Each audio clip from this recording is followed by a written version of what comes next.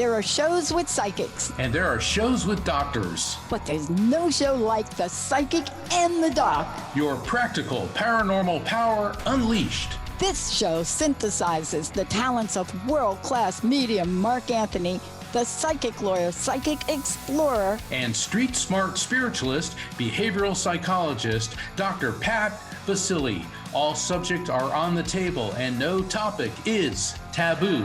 Inspiration, insight, action, and fun as Mark Anthony connects callers with loved ones in spirit. In tandem with Dr. Pat's fresh, no-nonsense, street smart, intuitive insights. And she is hilarious. Extraordinary problems require extraordinary solutions, which may come from this side or the other side.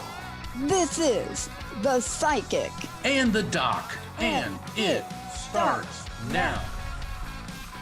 That's what I'm saying. Hey, everybody, welcome to The Psychic and the Doc. And every show, I'm Dr. Pat, and I'm joined by my esteemed colleague, the most incredible psychic lawyer, psychic explorer, Mark Anthony. Mark, every show, we create a side doc frequency theme, and we take a minute for the theme and set the stage for the show. And so I had a caller from reach out to me and said, every show you guys do a segment. Tell me about that. I said, yes, it's part of the side doc thing. And we set this up in the spirit of Mark Anthony's frequency book as the side doc frequency theme for a show. So we have a moment like now. So all that call in, there is a theme. And today's theme is Mark. Tell them. Look, I got my hair to look like it. Go ahead, tell them. I am Leo. Hear me roar. And because we are at the apex of the Leo time frame. Yeah. And next week we're segueing into Virgo. So there's a lot of Leo energy. And Leo is a fascinating sign. It's a fire sign. A lot of creative, dynamic people or Leos. Yesterday, August 16th was, and I can't believe it's 46 years since Elvis Presley died. I can't believe it. I know he's been dead longer than he was alive. I mean, amazing. But this is a very, very intense time of the year.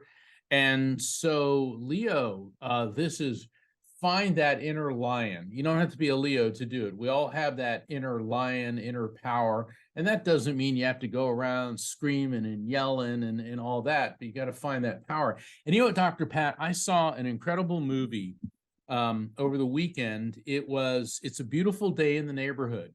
It's where Tom Hanks plays Mr. Rogers. And there was one scene that really, really got to me. It was like they were taking a break on the show, and there was these parents with a little boy. He couldn't have been not quite 5, and he was on an oxygen tank, and he's standing there and he's waving this plastic sword, and he's hitting his parents, and he's real disruptive. And Mr. Rogers says, well, you must be very strong because that's a heavy sword. And the kid goes, it's not heavy. And then Mr. Rogers said, but I bet you're really strong on the inside. And the kid drops the sword and goes and hugs Mr. Rogers. And a reporter who's watching this said to the producer, how often does this happen? And she said, every day. And watching that, a very sick child who was angry, he was so angry because he has to be on oxygen and he was obviously very sick. And Mr. Rogers had this uncanny ability to connect, and he saw in that little boy that inner strength. So when Dr. Pat and I are talking about, find your Leo, hear me roar.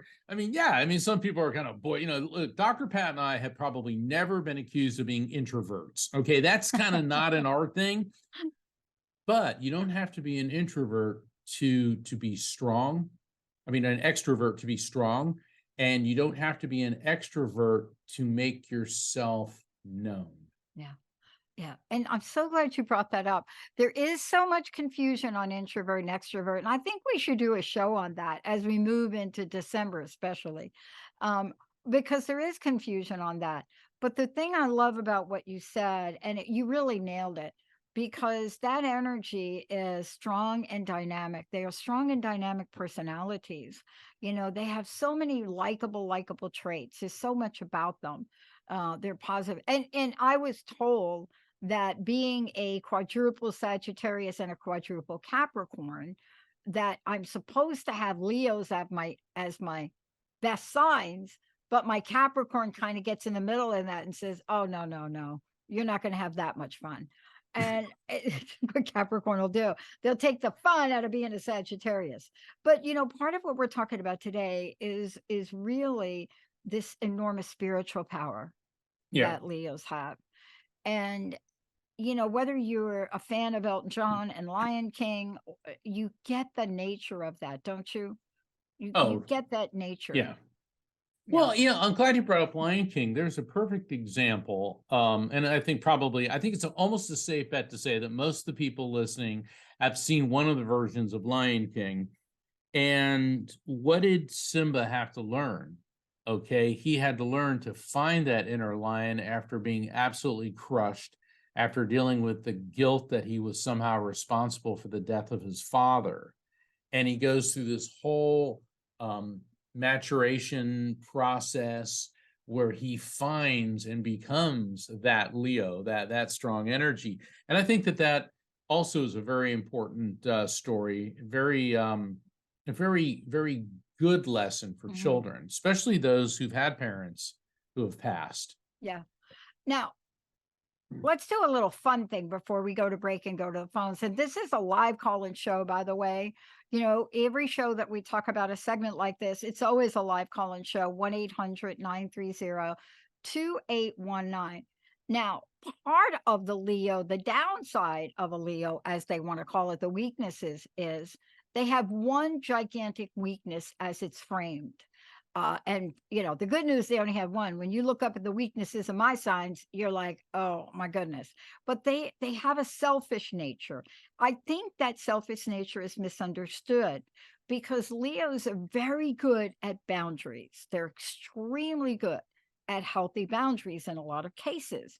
And sometimes they will put themselves first. They think about their own needs, and they move forward in situations. Now, this sometimes can drive good people out. Now, I'm going to give you a celebrity to name. You tell me if you think they're Leo.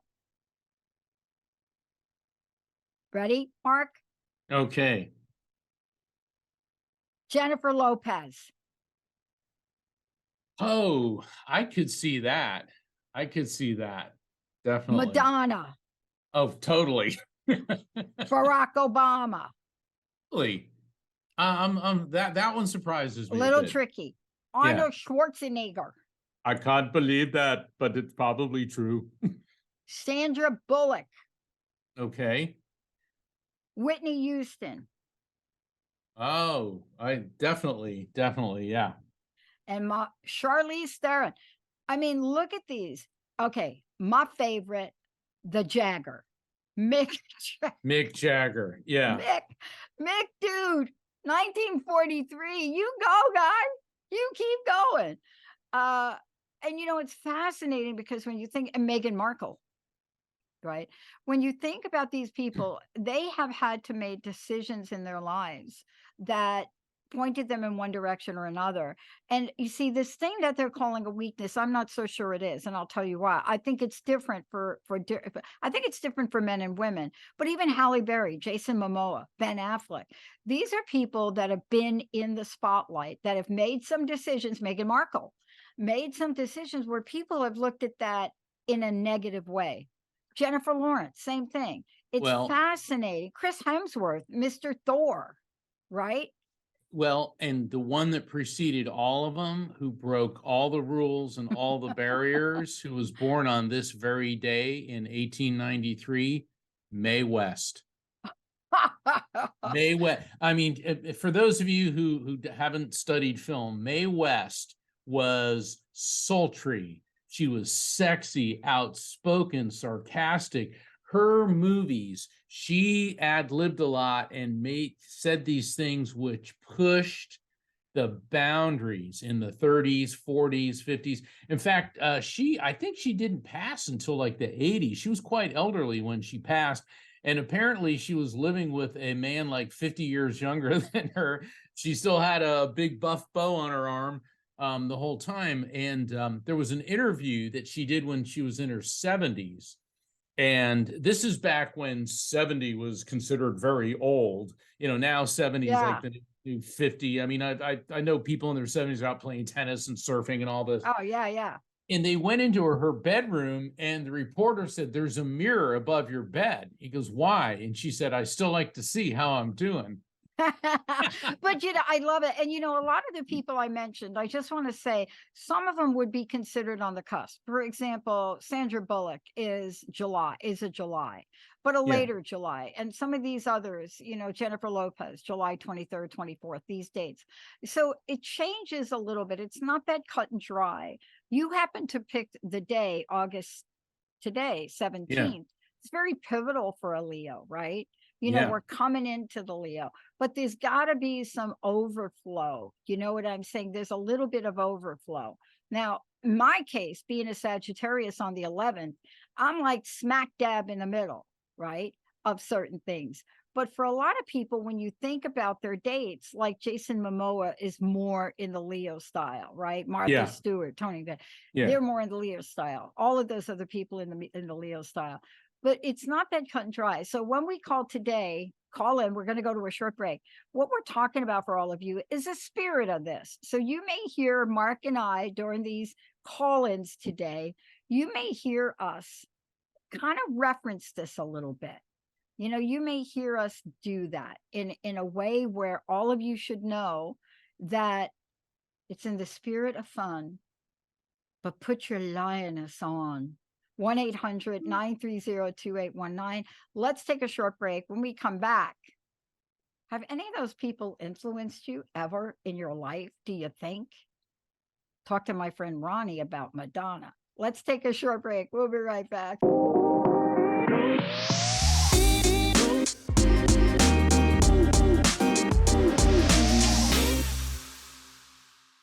Hey, everybody, welcome back to the Psychic and the Doc. Let's just take a moment because we rarely get time to do this. Mark, let's take a moment. If you could just fill us in. I know you can't tell us everything, but give everybody a bird's eye view of what you've been up to. Talk about some of the things you're now able to do that many people have not been able to do for a really long time. But you're out there, you're doing things. Give us a sense of what that's like now. Well, it's really wonderful being back on tour. And 2 weeks ago, I wasn't able to be here on the show because I was in the Midwest filming an episode for a new show that will be airing on the Discovery Channel. And as much as I'd love to tell everyone about it, I'm not at liberty to say that. But keep tuned in to Discovery Channel because it's really going to be a fascinating episode. And now that we're in the post-pandemic era, it is very interesting going back out there and dealing with people. And I've noticed there's more fist bumps than there's handshaking that used to be. People are a little less willing to hug each other. And as much as I like shaking hands and hugging people, I think that that's really good common sense. We should maintain a fair amount of social distance because COVID's not over. It's unfortunately it's going to be here with us for a while, but so is the flu, bronchitis, pneumonia, RSV, all sorts of other nasty illnesses. And so I've noticed that when I have been out on the road, people appear to be more conscious of that.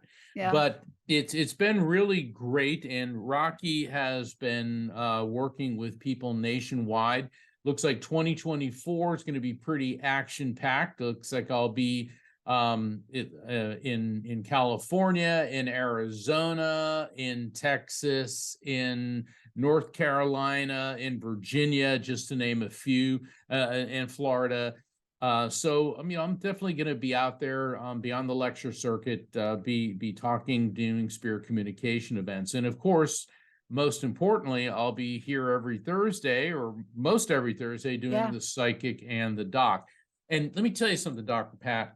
Yeah. This show has really touched a lot of people because when I am on tour, people come up to me I'll be signing books and they go, I love that show you do with Dr. Pat.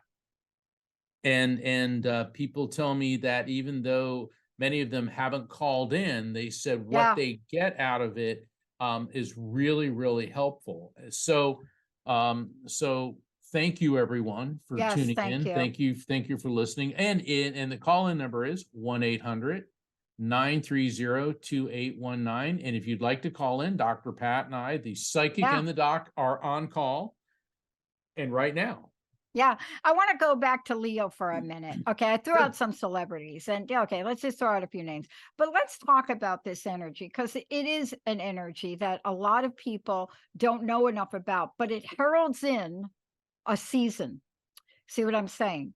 It Yeah. heralds in a season. Although Virgo would love to take responsibility for that, given when Virgo starts in September. Now, Linda's the Virgo, triple Virgo, 20th of September. Okay. But so Virgos want to really say we are the season of change, right? Okay. But Leo gets the mojo going. Think about Leo for a minute. It is that sign that's founded on let's take mythology. It's a mythology. I mean, it's a lion. You see the lion in glyphs, right? This is what Right. you see. So when you think about this energy, this is what I want to encourage people that are listening to the show.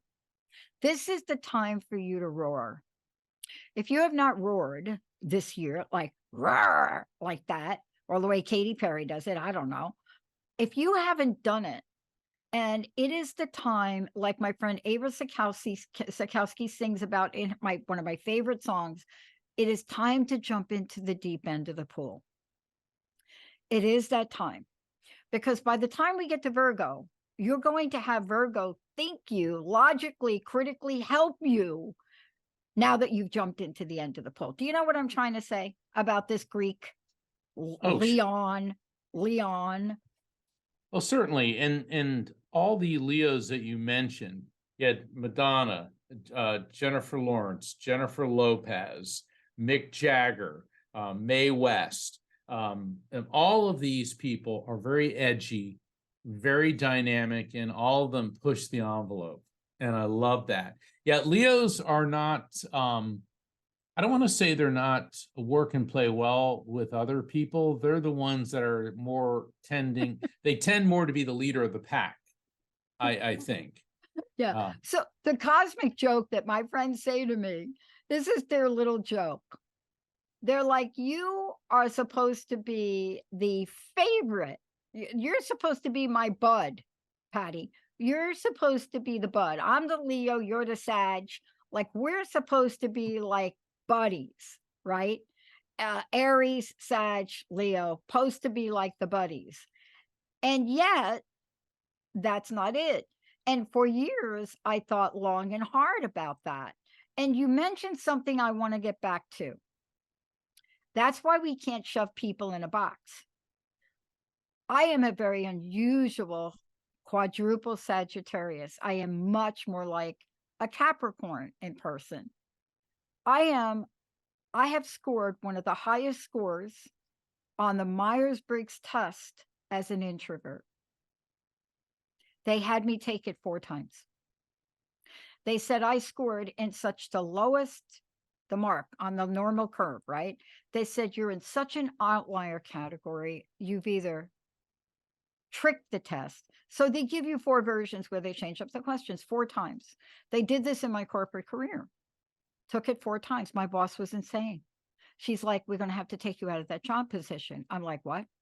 She says, you can't do the job position you're in. You're in a job position where you're supposed to be in front of people and you're leading the charge. And the Myers-Briggs people came in and had to explain to the leadership team, that is not what it means to be an introvert. This is why I don't hit it off with Leos. You ready for the punchline? I'm ready. My Capricorn drives me to be working, successful. My Sagittarius wants me to do good things in the world. My Leo friends, they don't start getting charged up till 8 o'clock at night. This introverted Sagittarius and Capricorn, Don't even call me at 8 o'clock at night. I'm binging on Netflix so that I can be and calm my inner self, or I'm by myself. Linda's in here. Her sister will come home very late. Another Sagittarius, but a real one. She's like a real one, real Mhm. extrovert Sag. Comes in at 9 o'clock at night. Where are you going? Why are you going to bed? I just got in here. Can't we talk for a little bit? I'm like, I talk all day. I talk all day. So it isn't a one size. Every reading you do, every time somebody calls in, it's unique. It's different. It's special. Everybody we bring on the show, and we it doesn't matter how many times they call in. It's unique. And I love that we banter about astrology, but I want to be very mindful and careful that we don't categorize people, because Leos really are those people. They just may not be those people to match your individual personality, Right. just like your ex. Yeah, it's important to realize, wouldn't it be boring if everybody was the same? Ah, And astrology is very complex. And what's fascinating when spirits communicate with me, and you've seen this many times they'll give me astrological time frames. I'll say they're showing me Leo, so I'm getting some significant event between July 22nd, August 22nd. Could be a birth, death, anniversary, or event.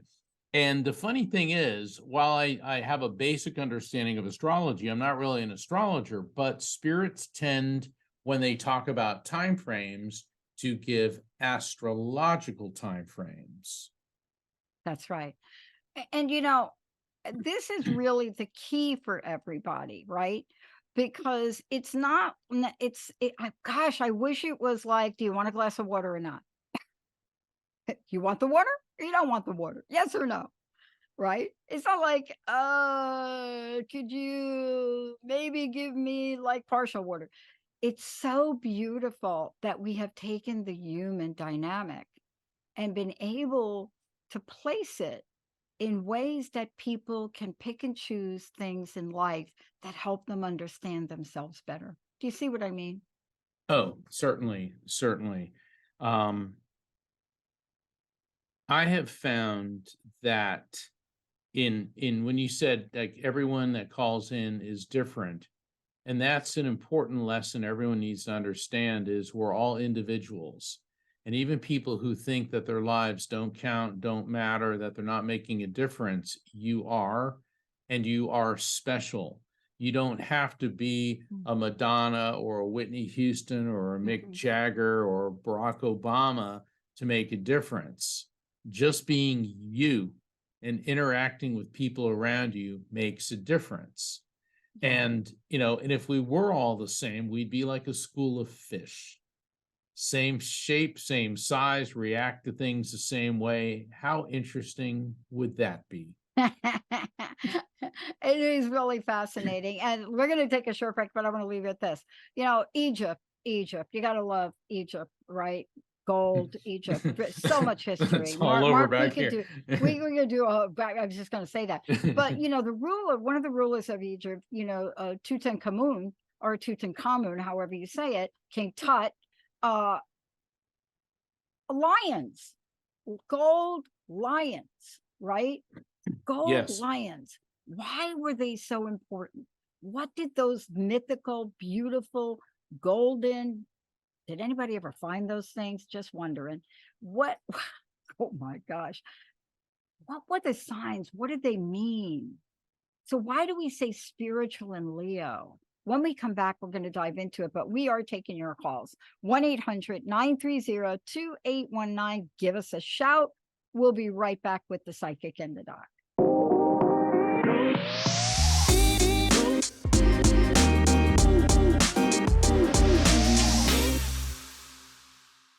Welcome back to the Psychic and the Doc. I am Mark Anthony, the psychic, and I'm here with the amazing Dr. Pat, a world-renowned behavioral psychologist who's been making a difference in people's lives for her entire life. But roughly 2 decades ago, Dr. Pat started the Dr. Pat Show.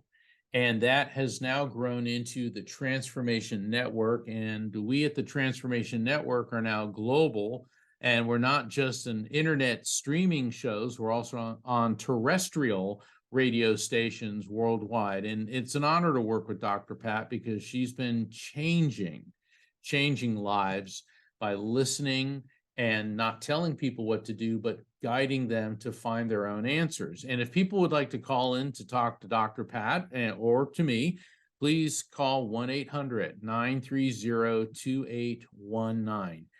Dr. Pat, before we went to the break, we were talking about Leo, and the symbol of Leo is the lion. Now, the lion has been depicted as a very powerful symbol, and it makes sense. I mean, it's a big, mean, apex predator cat. And Egyptian art, you're talking about Egyptian art. Yeah. And in King Tutankhamun's tomb, and for people who may not be aware, King Tutankhamun, he was not found in a pyramid. Okay, the pyramids were already almost 1,500 years old by the time King Tutankhamun was buried in an area called the Valley of the Kings. So he was buried in an underground chamber. And 100 years ago, his tomb was discovered, and it was the only tomb in the Valley of the Kings that had not been plundered. And when archaeologist Howard Carter opened the tomb, he and the other British archaeologists and the Egyptians that were there were dumbfounded by the vast amount of treasure. And lions figured prominently. In fact, they found furniture. One bed, it's like the bedposts were cows, another bedpost were lions. His throne, which was a very ornate chair, it had lion heads on the armrest. Now, let's go back even farther to the time of the pyramids, which would be 1,500 years before Tutankhamun. And maybe we can go even further back in time than that. Where the Great Pyramids are is known as the Giza Plateau, and it's an energy vortex. It's an area where there's like a whirlpool of electromagnetic energy, and there's a number of spots throughout the world like Sedona and Stonehenge, the Bermuda Triangle. There's a lot of places that are vortexes. And we know the Great Sphinx because there it is, the body of the lion, it's got a pharaoh's head on it. But the head's the wrong size. When you look at the Sphinx, it's out of proportion. Now, I've been very fortunate because in my work as the psychic explorer, I've been able to lecture at ancient mysteries conferences, and I've met a couple of the scientists, Dr. Robert Scotch and Manu Savezadeh, who have been working on the Giza Plateau studying the Great Sphinx. And the Greek historian Herodotus, who lived 300 years before Christ, said that the Egyptian priests at the time told him there was a chamber beneath the Sphinx. All right, Robert Scotch is a geologist, so he's been doing these sound tests all over the Giza Plateau, and it appears that there is a large hollow chamber beneath the front paws of the Sphinx. Wow. And now here's where it gets even more interesting. As a geologist, he started studying the water erosion marks on the Sphinx. And the erosion marks are consistent with tropical rainfall. Well, the Giza Plateau is part of the Sahara Desert, but 10,000 years ago, right after the last ice age, the Giza Plateau was a tropical rainforest. And then over time, over the thousands of years, the area climate change began to dry it out. Yeah. Here's what's fascinating. The pyramids, and archaeologists believe that traditional archaeology believes that the pyramids were built 4,500 years ago, and the second largest pyramid was built by Pharaoh Khafre, and that the head of the Sphinx is that of Pharaoh Khafre. So it's always been assumed that Khafre had this built. But the head of the Sphinx is too small for the rest of its body, and the Egyptians certainly understood perspective. The water erosion marks indicating that the Sphinx may have dated from when the area was a tropical rainforest put its age at between 6 and 8,000 years ago, whereas the Great Pyramids are 4,500 years ago, and there are no water erosion marks from tropical rainforests on the pyramids. Wow. What do you make of that, Mark? I mean, from where you sit. It opens the door that, and the reason the lion's so important, we know that the Sphinx is the body of a lion, and so Manufacethidae, Dr. Robert Scotch, and other archaeologists who are taking another look at this think that the Sphinx was initially a lion, and most likely a lioness. And she is looking due east for the rising sun. And so thousands of years later, Khafre had the head whittled down to look like him.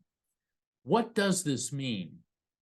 Well, I don't like jump to conclusions. I don't want to say aliens came down and did this, but the fact remains that these water erosion marks are there, and they don't correspond with any of the other monuments right near it.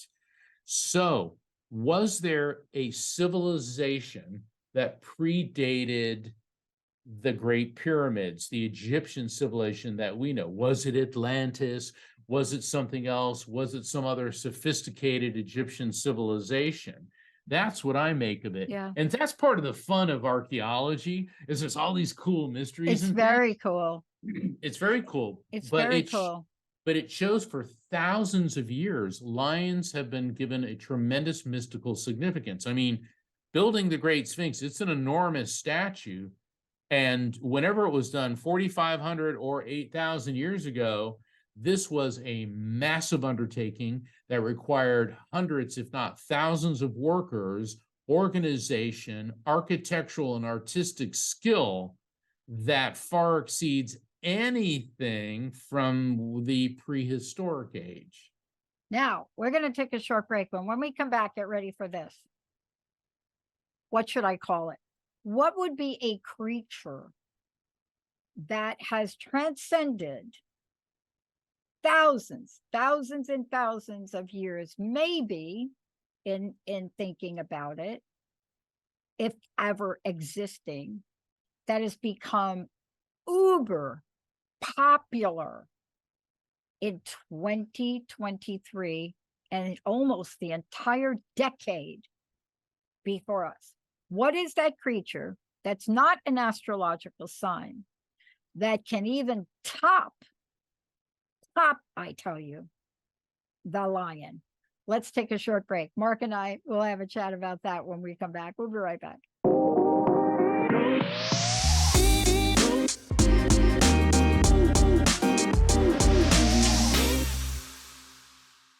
Back to go ahead, Dr. Pat. No, you go ahead and do it. I forgot. I'm so used to doing my show. Know what it it's is? like, We were so excited talking about this next segment on the break. Yeah. Welcome back to the Psychic in the Doc. I'm Mark Anthony, the Psychic. I'm here with Dr. Pat. And before we went to break, Dr. Pat, you left us with a cliffhanger. Like, I what think Sierra should creatures... tell us, because Sierra, this is Sierra's little Chinese sign. Sierra, right? The dragon. How can something be so mythical and so embodied? When you ask people, do you think angels exist? They say yes. Ask them if you think dragons existed. It's equally the same. How does that happen, Mark? I've got a lot to say on this. That's our new book, Angels and Dragons. Angels and Dragons. Well, where I live in Florida, we have alligators, and the area I live in, they've now spotted the North American crocodile, which is making a comeback, which the reason they know this is they found a couple of them recently grabbing people's dogs. So that's not a good thing. But at any rate, people, let's say a European that had never seen an alligator or crocodile visits North Africa, goes to the Nile River and sees an alligator or crocodile rather, you'd say that that's a dragon. But let's take another look at it. Dragons are all over the world. European mythology contains them, Middle Eastern mythology, African, Asian, certainly Chinese. There's some type of dragon-like creatures in a lot of the Native American. My thought has always been that dinosaur skeletons may have been uncovered, let's say 1,500, 2,000 years ago, maybe even longer. They wouldn't know what it was, because now when paleontologists are seeking dinosaur skeletons, they have to go deeper into the ground. But some of the most famous finds were right near the surface. So let's say there's in China, the emperor is ordering the building of something, and all of a sudden they uncover this thing, and it's long and it's got a spinal column, and the best they can tell, it's some type of immense creature. What if they unearthed a pterodactyl? What if they unearthed a T-Rex? Okay, so it doesn't take a genius to start saying that people would realize that these fossils were some type of skeletal remains of something. So the thing about when you study archaeology and when you study mythology, there tends to be a kernel of truth at the basis of all myths. And perhaps that kernel of truth could be that various cultures, civilizations around the world happened upon a dinosaur fossil and interpreted that as a dragon. Now, certainly when you see dinosaur skeletons reconstructed, I can definitely understand why people think, well, that would be I mean, if you saw the real thing, Right. yeah. So, and when people talk about sea monsters, I mean, great white shark is as much as a sea monster as I want to deal with, or anybody for that matter. So there could be that to it.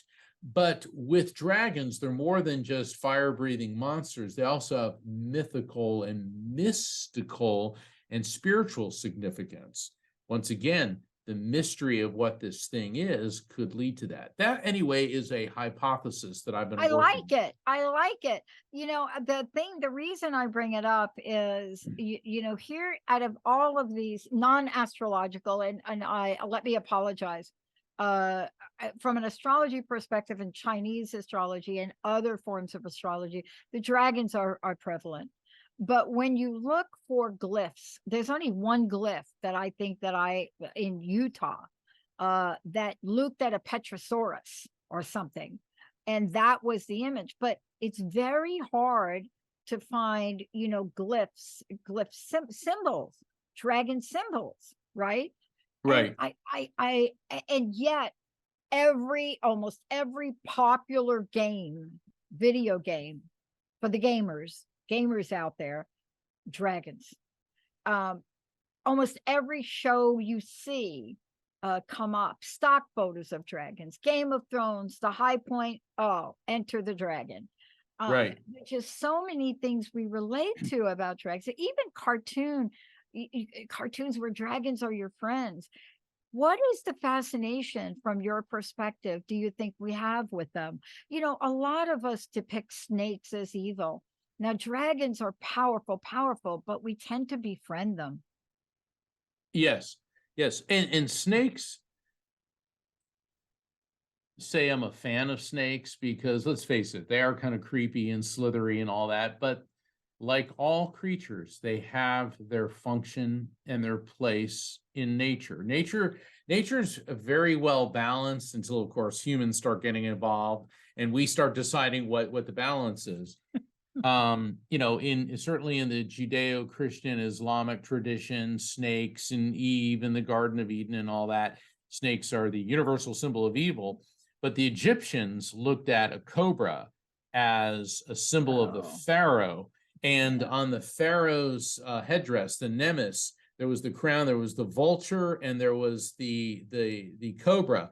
And the cobra symbolized Pharaoh's power because it could spit poison at his enemies. And you think about it, when you would bring when somebody, a visitor or an ambassador from a rival or neighboring country came into Pharaoh's court, and there he was sitting on the throne, and I'm sure they had the lighting just right to give this very imposing thing, and he was supposedly a god on earth and all of that. The Buddhists talk about how, actually, I think it's the Hindus rather, the Hindus talk about how the cobra expanded its hood to shade the baby Krishna from the sun. So not all religions and belief systems always jump to the conclusion that snakes are evil. Even the Native Americans looked at them because they saw that they had their balance. Some of them look at it as fertility. The ancient Greek symbol of the medical symbol, Dr. Pat, of the two snakes, known as the caduceus. The snakes in that context were looked at with healing properties. So, but what is the fascination with dragons? Well, the real dragons, the Komodo dragons, and I've seen them, and they're very alligator-like, and they're also, if they bite you, it's poisonous. So there are creatures that in Asia that have been identified as dragons. Now they're not 100 feet long, but they're big enough. I mean, they're a good 20 feet long, and you certainly don't want to get near them. But the fascination, I think, is the power, the majesty, the mystery, and that's why I keep thinking that the real dragons, I mean, other than the Komodo dragons, very well may have been dinosaur skeletons, and that got the imaginations of people going, and they started attributing all these spiritual powers to them. Yeah. We almost live in a world right now where if you're going to create a mythical movie or show or something that we watch, right? It's just not going to make it without a dragon. That's how attached we are to them at such an interesting, fascinating level. It really is amazing when we look at humanity and we look at ourselves, to see, now, wait a minute, are we just victims of pop culture? Or is there something in our DNA? Is there something inside of us that's reminding us of another place, maybe another world? Maybe, like, people like to talk about dragons in the Forgotten Realm. That's the thing. Why is it the Forgotten Realm? Are we bringing some maybe psychic memories from some other place, some other time, some other world? You see, these are the things that a lot of the great new television shows, on Discovery Channel and History Channel and some of those channels, they are bringing forth things that make us think. What do you think, Mark? Really gets you going. Oh, it does. It does. And then there's another theory, and this is one that was circulating with the Loch Ness Monster, which, well, the thought was it could have been a plesiosaur. And then there are people who've hypothesized that maybe there were pockets throughout the world where possibly some dinosaurs did manage to survive. Yeah. I did extensive research on Loch Ness, and we think we have solved the mystery. A New Zealand research team said, well, the Loch Ness Monster is in the water, so let's examine the water.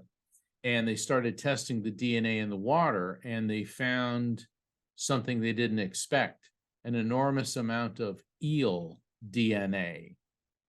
And then it was like, well, yeah, there are giant eels. And think about the slithery things you see along the surface, an eel sticking its head up. Yeah. Voila. Now we're having a much more plausible theory. In fact, there was one king of England back in the medieval era. He was an absolute SOB, and he was in some battle, and he fell into a stream and was eaten by eels. Okay, now that was documented, and I'm sure his enemies were watching, going, "Oh well, But you look at Loch Ness, 7 miles long, 800 miles deep, and I've been there. And it's mystery and monstery. And I remember talking to a couple of the locals, and I said, well, don't you hope they find the monster? And they go, not at all. They go, the mystery, the monster, it's good for business. So I think, Dr. Pat, to answer your question, people have an innate need for mystery. and dragons are at the center of the mystery. We are amazing creatures. Now, people still go to Fort Washington to see if they could cite the Cullen family, the whole Twilight vampire gang, only to find disappointedly the show wasn't even filmed in Forts. So let's give 5 cheers for imagination because it keeps us smiling. Don't ever give up the fantasy of your life. You know, hang on to those things that make you imagine, that make you think, that make you wonder, you know, is this really true? Should I maybe look in a different perspective? Because just like the lion, it may not be a lion, it may be a sphinx. Personal message. What do you want to leave us with, Mark? I think that a life without mystery isn't much of a life without all at all, because we need this in our lives. And if people want to find out more about upcoming episodes and about the work I'm doing, please visit my website, afterlifefrequency.com, or visit transformationtalkradio.com. And everybody, we're going to be back next week, and we will also have a call-in show then. So we look forward to your calls. Dr. Pat, as always, it's been an honor. Sierra, Rocky, thank you for handling the technical end. And everybody, Totally. we'll see you next week. And roar, roar, roar. We'll see you next time. Hey, everybody, thank you for tuning into The Psychic and the Doc with Mark Anthony and me, Dr. Pat Baccili, right here on transformationtalkradio.com. Hey, look, come back next week so we can explore with you more of life's many challenges and learn from fascinating guests. And you know what? Even Mark and me. We'll connect you and discover insights from people in this life and from the afterlife. Extraordinary problems? Yeah, they do. They require extraordinary solutions. But step into the world of possibilities with us on The Psychic and the Doc. That's every Thursday, 4 p.m. Pacific Time, 7 p.m. Eastern Time, right here on transformationtalkradio.com. That's transformationtalkradio.com. And don't forget, we're also live face-to-face on facebook.com, Transformation Talk Radio.